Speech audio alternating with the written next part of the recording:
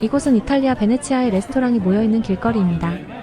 아직 점심시간이 되려면 2시간이나 남았는데도 한눈에 봐도 다른 곳보다 작은 식당 앞에 사람들이 한두 명씩 줄을 서기 시작하더니 아직 오픈 1시간 전인데도 벌써 식당 앞에 줄이 길게 늘어져 서 있습니다. 이때 가게 안에서 주인으로 보이는 젊은 남성이 나오자 사람들이 휘파람을 불며 박수를 치고 엄지를 치켜 세우기 바쁩니다. 대체 이 식당에는 어떤 사연이 있는 것일까요? 우리 주변의 감동적인 사건, 사연을 들려드리는 감동 뉴스입니다. 오늘은 한국과 특별한 인연이 있었던 이탈리아의 크리스티님 사연으로 공식 이메일을 통해 접수된 내용을 바탕으로 재구성된 이야기입니다. 여러분의 구독과 좋아요, 알림 설정은 영상 제작에 큰 힘이 됩니다. 안녕하세요. 저는 이탈리아 베네치아에서 조그마한 식당을 운영하고 있는 32살 크리스틴이라고 합니다. 저는 10년 전 대학교를 다니면서 현재의 직업과는 전혀 관련이 없는 법학을 전공했습니다. 많은 사람들이 요즘 들어 K-드라마, K-팝이라고 하면서 한국에 대한 관심이 늘어가고 있는데 저는 10년 전부터 이미 한국에 푹 빠져 살았었는데요. 특히 저는 한국 드라마를 너무 좋아했고 그 당시 돈의 화신이라는 드라마를 보고 전공을 정할 정도로 한국 드라마에 빠져 살고 있었습니다. 드라마를 보면서 배우들이 나오는 한국 프로그램을 찾아보다가 한국 예능도 자막 없이 보고 싶다는 생각에 독학으로 한국어 공부를 시작했고 6개월 만에 어느 정도 자막 없이 볼 수 있게 되었습니다. 그러던 하루는 학교 수업을 마치고 친구들이랑 밥 먹으러 가는 길에 교내 게시판에 붙은 한국 교환학생 프로그램을 우연히 보았습니다. 친구들은 누가 한국으로 교환학생을 가냐며 비웃으며 그냥 지나쳤지만 저는 오히려 경쟁률이 적어 신청하면 무조건 갈 수 있겠다는 생각과 함께 아무런 고민 없이 바로 지원을 하게 되었죠. 큰 이변 없이 지원에 합격했고 한국의 대학에서 교환학생으로 공부하기 위해 한국으로 유학을 떠났습니다. 한국에 도착하고 처음 본 공항부터 남달랐습니다. 드라마에서 나온 공항을 보았을 때 TV이니까 깨끗하게 보이는 거겠지라고 생각했지만 실제로도 놀라웠습니다. 공항에 로봇 같은 게 돌아다니질 않나, 화장실은 또 얼마나 깨끗한지 호텔 화장실 저리 가라였어요. 막말로 그곳에서 잠들었다가 깨어나도 화장실에서 잠들었다는 사실을 모르겠다고 생각될 정도였죠. 한국 학교에 도착해서 적응하는데 저는 한국어를 할 줄 알았기에 그렇게 큰 어려움이 없었습니다. 오히려 친구들이 먼저 다가와 주었고 한 학기도 안 되어서 저는 많은 친구들을 사귀게 되었습니다. 그 중에서 어렸을 때 이탈리아에서 살았던 민수와 많이 친해지게 되었습니다. 이 친구는 부모님이 외교관이셔서 어렸을 때부터 해외를 다니며 살았다고 했습니다. 학교 공강 시간이 되면 민수가 자취하는 집에 가서 밥 먹으면서 TV도 같이 보고 다녔습니다. 한 번은 밥 먹으면서 TV를 보는데 홈쇼핑에서 눈에 익은 사람이 간장게장을 팔고 있었습니다. 어디서 많이 봤는데 생각하다가 이탈리아에서 푹 빠져있던 돈의 화신이라는 드라마에 나왔던 김수미 배우였던 거죠. 저는 배우가 게장을 파는 게 너무 당황스럽기도 하면서 웃겨서 지금 저분 뭐 하는 거냐며 웃으며 물어봤죠. 그러자 민수는 대한민국에서 김수미 간장게장 하면 모르는 사람이 없다며 어마어마한 사업체라고 알려주었습니다. 민수네 고향도 여수여서 간장게장을 잘 아는데 엄청 맛있다는 거 아니겠어요? 저에게 너무나 생소한 간장게장이란 음식이었지만 제가 좋아하는 배우가 만든 음식이었기 때문에 한번 먹어보고 싶어서 홈쇼핑에서 주문을 했습니다. 한국에 와서 정말 감탄한 것 중 하나가 TV에서 물건을 시켜서 저는 배달 시간이 며칠은 걸릴 줄 알았는데 바로 다음날 도착하길래 깜짝 놀랐습니다. 바로 택배를 뜯어 간장게장을 마주했을 때 저는 먼저 진한 간장 냄새에 약간의 인상을 찌푸리고 푸르스름한 색상에 놀랐습니다. 손으로 게를 까보고 간장에 잠겨있던 흰색 살을 발견하자 조금 놀라기도 했습니다. 하지만 호기심에 자신감 있게 맛을 보았을 땐 첫 입에 감칠맛과 짭짤한 맛이 번져 나왔습니다. 처음에는 익숙하지 않았지만 점점 그 맛에 빠져들었습니다. 민수는 게장딱지에 쌀밥을 넣고 비벼서 먹는 게 완성이라며 먹는 법을 알려주었죠. 그리고 한국의 다양한 반찬들과의 조화가 완벽했습니다. 저는 간장게장의 그 특별한 맛과 한국의 다채로운 음식 문화에 감탄했고 그날 이후로 간장게장을 먹기 위해 여러 식당을 찾아다녔습니다. 하지만 찾아갔던 대부분의 식당들은 대부분 너무 비리거나 맛이 부족했습니다. 저는 실망했지만 포기하지 않고 계속해서 간장게장을 찾아다녔습니다. 그러다가 민수는 자기네 고향이 맛있는 집이 있다며 주말에 다녀오자고 제안했고 저희는 그렇게 게장을 먹으러 여수로 향했습니다.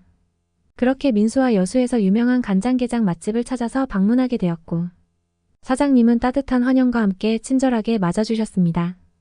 역시 소문대로 게장은 완벽한 맛이었고 제가 호기심을 가지고 사장님께 간장게장의 비법을 알고 싶다고 물었습니다. 사장님은 기특한 외국인의 열정에 감동하여 비밀 비법 레시피에 들어가는 메인 재료와 비법을 알려주셨습니다.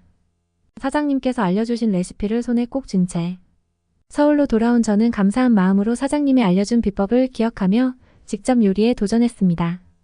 여수에서 구입한 신선한 게를 손으로 깨끗하게 까서 간장에 잠긴 풍미를 느끼면서 사장님이 알려준 비법대로 간장과 양념 재료를 혼합하고 게를 재료와 함께 푹 담갔습니다. 저는 민수와 함께 자취방에서 맛있는 간장게장을 즐기면서 팔아도 되겠다면서 웃었고, 특히 시험 기간에는 민수네서 같이 먹고 자면서 공부할 때 게장을 엄청 먹었던 추억이 생겼습니다.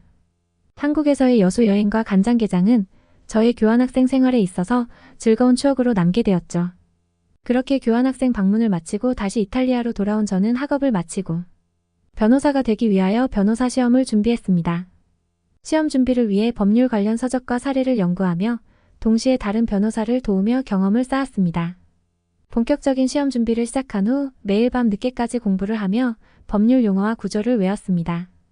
시험 전날까지도 열심히 공부하며 필기한 노트와 시험 자료를 반복해서 읽었습니다. 결국 저는 시험을 통과하였고 변호사 자격증을 취득하게 되었죠. 이후로 저는 다양한 법률 분야에서 경력을 쌓으면서 지내고 있었습니다.